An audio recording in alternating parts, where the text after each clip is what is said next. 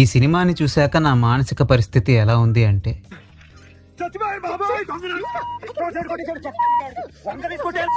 Martin అనే పేడకల్ని ఇంకా మర్చిపోకముందే action prince Dhruv Sarja ఇంకో వండర్ఫుల్ మూవీ కేడీ ద డెవిల్ తో మన ముందుకొచ్చి కంగుతిని ఫైనల్ గా ఓటీటీలోకి వచ్చారు.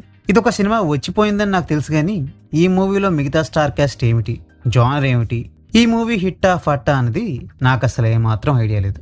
సో ఈ మూవీ ఓటీటీలోకి వచ్చిందని తెలిసి మార్టిన్ చాలా దారుణంగా ఫెయిల్ అయింది కదా, మరి దాని నుంచి ధ్రువ్ సర్జా ఏమైనా నేర్చుకున్నారేమో, ఏమైనా బెటర్ అయ్యారేమో చూద్దామని ఈ మూవీని చూస్తే అసలు కొంచెం కూడా మార్పు అనేదే లేకుండా కుక్కతోక వంకర టైప్లో మళ్ళీ మార్టిన్ రేంజ్ కళాఖండంలో అవే యాక్టింగ్ స్కిల్స్ ని కనబరిచేసరికి అసలు ఈ మనిషికి మెదడు పనిచేస్తుందా లేదా ఆడియన్స్ మీద పగబట్టేసి కావాలనే ఇలాంటి టార్చర్ సినిమాల్ని తీస్తున్నాడా అన్నది అర్థం కాక అయోమయంలో పడిపోయా. ఇంతకీ నన్ను ఎంతలా ఇరిటేట్ అయ్యేలా చేసిన ఈ మూవీ స్టోరీ ఏంట్రా అంటే, మన హీరోకి ఒక అన్న, అక్క, చెల్లి ఉంటారు. బట్ వాళ్ళతో కలిసి ఉండడు.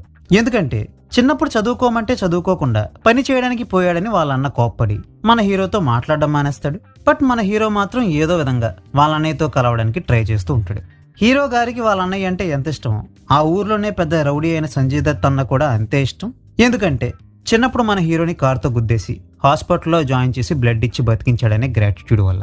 వాడే గుద్ది వాడే బ్రతికిస్తే చెల్లుకు చెల్లి అయిపోయింది అనుకుని ఊరకనే ఉండొచ్చు. బట్ మన హీరో గారికి బ్రెయిన్ బటక్స్లో ఉంటది కాబట్టి సంజయ్ దత్ కి ఫ్యానిజం చేస్తూ ఉంటాడు. కిరోసిన్ కొట్లో పనిచేసే మన హీరో పెర్ఫ్యూమ్లు తయారు చేసే చోట పనిచేసే ఒక తింగర్దాన్ని లవ్ చేస్తుంటాడు. వన్ ఫైన్ డే సంజయ్ అండర్లో రన్ అయ్యే ఒక కుస్తీశాలకి సరదాగా విజిట్కి వెళ్ళినప్పుడు సంజయ్ని ఇంప్రెస్ చేయడం కోసం మన బటక్స్ బ్రెయిన్ హీరో సంజయ్కి ఒక పట్టు వేసి మట్టి కరిపిస్తాడు. ఈ న్యూస్ ఊరంతా వ్యాపించి సంజయ్ దత్ ఇమేజ్ కి డ్యామేజ్ జరుగుతుంది. సంజయ్ మనిషి ఒకడు హీరోయిన్తో గొడవపడి జడ కత్తిరిస్తాడు.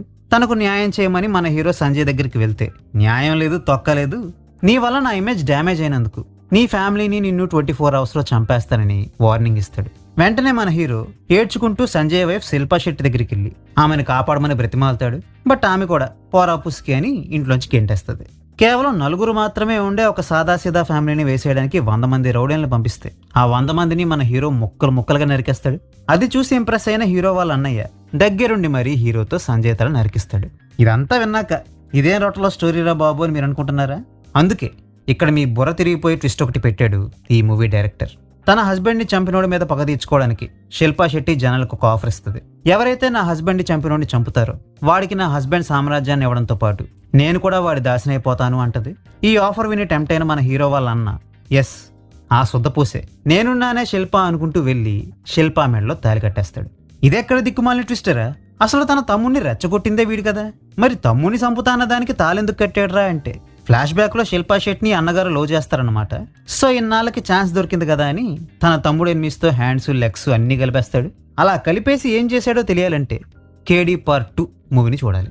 ఈ స్టోరీ వినడానికి ఎంత చెత్తగా ఉందో దీన్ని ఎగ్జిక్యూట్ చేసిన తీరు ఇంతకంటే 1000 రెట్లు వర్స్ట్ గా ఉంటది. సినిమా స్టార్ట్ అయిన దగ్గర నుండి ఈ సినిమాలో కనబడే యాక్టర్స్ అందరూ ₹100కి 600 action over dozed over action చేస్తుంటారు.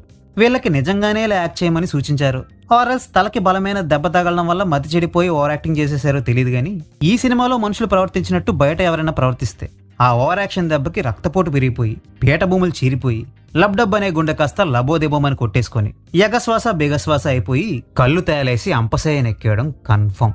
ఒక పక్క స్టార్ క్యాస్ట్ చూస్తేనేమో రవిచంద్రన్, సంజయ్ దత్, రమేష్ అరవింద్, శిల్పా శెట్టి ఇలాంటి వాళ్ళందరూ ఉన్నారు. ఇది చాలదన్నట్టు లాస్ట్ లో సీక్వెల్ కి లీడిస్తూ కిచ్చా సుదీప్ తో క్యామియో కూడా చేయించారు. మరి ఇంతమంది స్టార్లను పెట్టుకొని కూడా ఇలాంటి సినిమాని తీశాడంటే బహుశా డైరెక్టర్ కొత్తోడై ఉంటాడేమో అనుకున్నా గానీ గూగుల్ చేసి చూస్తే తెలిసింది ఆ డైరెక్టర్ యోగి సినిమా ఒరిజినల్ వెర్షన్ జోగికి డైరెక్టర్ అని, హీరోయిన్ రక్షితాకి ఇతను హస్బెండ్ అని, డైరెక్టర్ గా దాదాపు 7-8 సినిమాలు తీశాడని.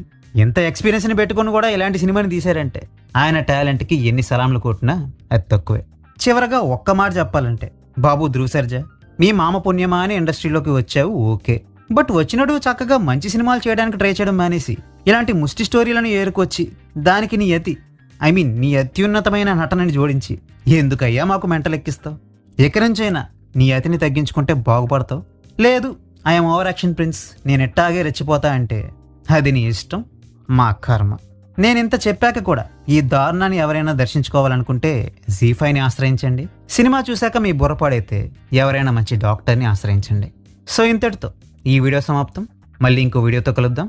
అంతవరకు సెలవు. టాటా బాయ్.